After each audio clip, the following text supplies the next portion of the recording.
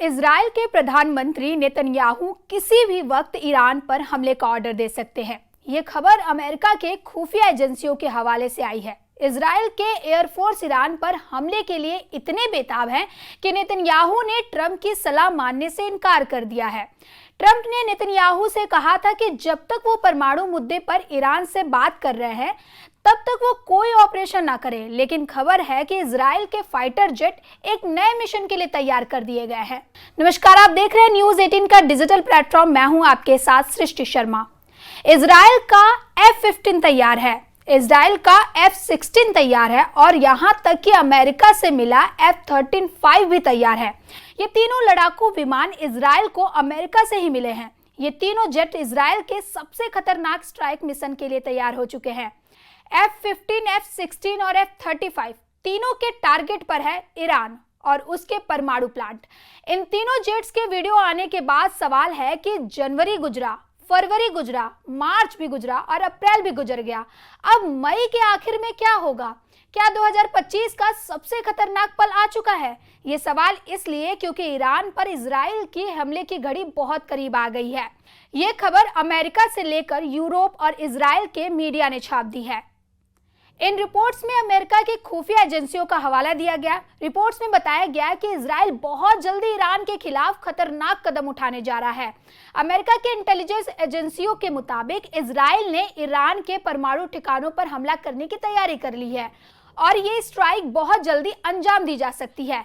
ये रिपोर्ट ऐसे वक्त सामने आई है जब राष्ट्रपति डोनाल्ड ने ईरान के साथ परमाणु मुद्दे पर बातचीत तेज कर दी है। इजराइल की तैयारियों पर रिपोर्ट बता रही है कि पूरी दुनिया में ऐसे भूकंप का खतरा है जो सिर्फ ईरान या इजराइल को नहीं हिलाएगा, बल्कि पूरी दुनिया में नेतन्याहू के स्ट्राइक का असर पड़ेगा।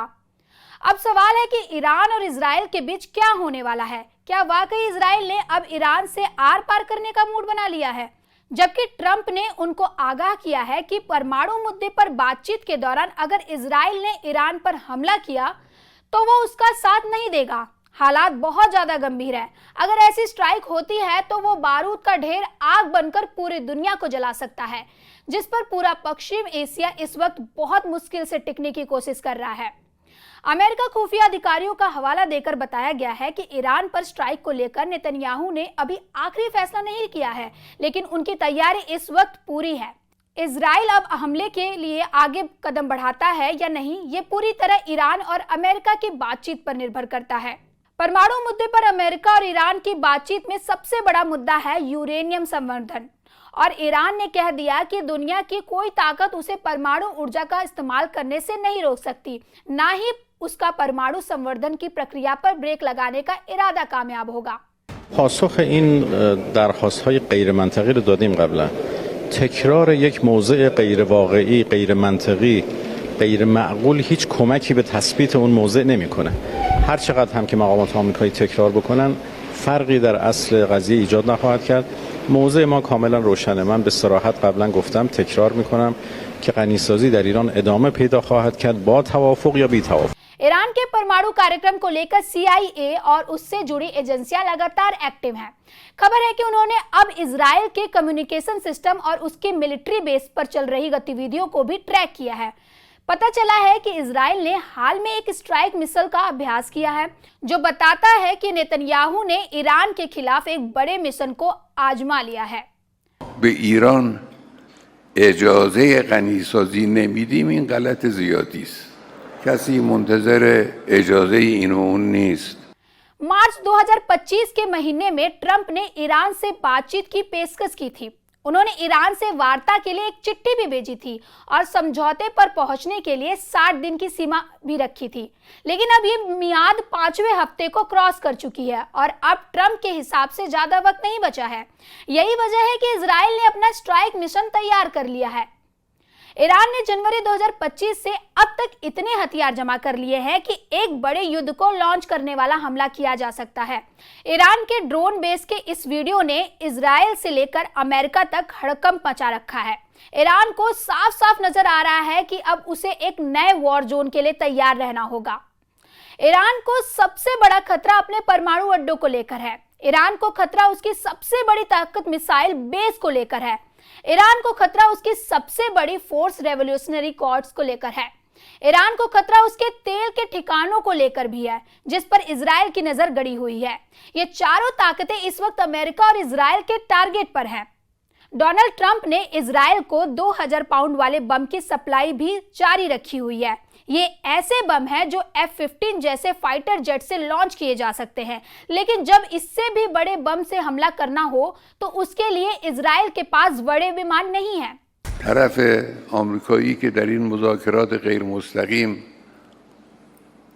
وارد صحبت میشن، گفتگو میکنن، سعی کنن یاوه‌گویی نکنن. On Iran, Steve Witkoff said yesterday that continued enrichment is a red line for the U.S. The Iranian Foreign Minister says that's going to continue no matter what. How committed is the U.S. to that red line, and what's the next step for the next round of talks? We are 100% committed to that red line. The President, Special Envoy Witkoff, Secretary Rubio have made that incredibly clear, not just to the American public, but also in those discussions that Special Envoy Witkoff has had directly with the Iranians. अब तक Israel ने अपनी बमबारी में 3 तरह के fighter jet इस्तेमाल किए हैं। F-16 से लेकर F-15 और F-35 पर बंकर बस्टर बम लोड किए जाते हैं और फिर उनसे बेरूत और दक्षिणी लेबनान से लेकर गाजा और ईरान तक बमबारी की गई है।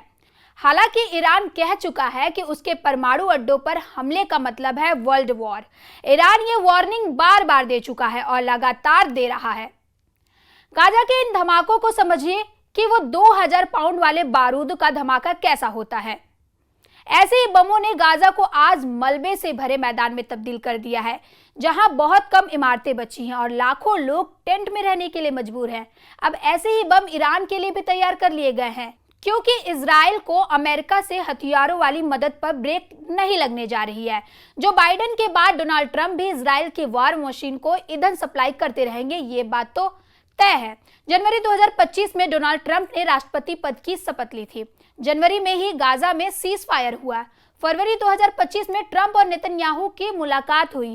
फरवरी में ही 1800 बंकर बस्टर बम इजराइल पहुंच गए और मार्च और अप्रैल के दौरान ट्रंप ने ईरान से परमाणु मुद्दे पर बातचीत की कोशिश शुरू की, लेकिन अब मई के महीने में नेतन्याहू ने स्ट्राइक मिशन रेडी कर लिया है। इजराइल चाहता है कि ईरान के परमाणु अड्डों पर सर्जिकल स्ट्राइक हो। डोनाल्ड ट्रंप की डील और धमाके दोनों के बीच कौन बाजी मारेंगे, इस पर नेतन्याहू की भी नजर है। ट्रंप को समझने वाले भी उनकी पश्चिमी एशिया वाली पॉलिसी को लेकर भ्रम में पड़ जाते हैं। ट्रंप और नेतन्याहू की युद्ध वाली पार्टनरशिप को लेकर ईरान चौकन्ना है। ईरान लगातार अपने एयर डिफेंस सिस्टम को परख रहा है। जनवरी से लेकर अब तक ईरान की एयर डिफेंस ब्रिगेड एक्टिव है। क्या ये ईरान के आक्रामक तेवर का खौफ है? क्योंकि ईरान ने 2025 की शुरुआत में ही 5 युद्धाभ्यास कर लिए हैं। इन सवालों से साफ है कि मई का महीना पूरी दुनिया के लिए बहुत खतरनाक साबित हो सकता है। मई के आखिरी हफ्ते में अगर इजराइल ने ईरान पर हमला किया तो समझ लीजिए कि ईरान की जवाबी स्ट्राइक सिर्फ इजराइल पर नहीं होगी, उसकी जद में वो हर ताकत आएगी जो इजराइल के मिशन में पार्टनर होंगे। ईरान ये वार्निंग कई बार दे चुका है। ऐसे ही खबरों के लिए देखते रहे न्यूज़ 18 का डिजिटल प्लेटफॉर्म। धन्यवाद।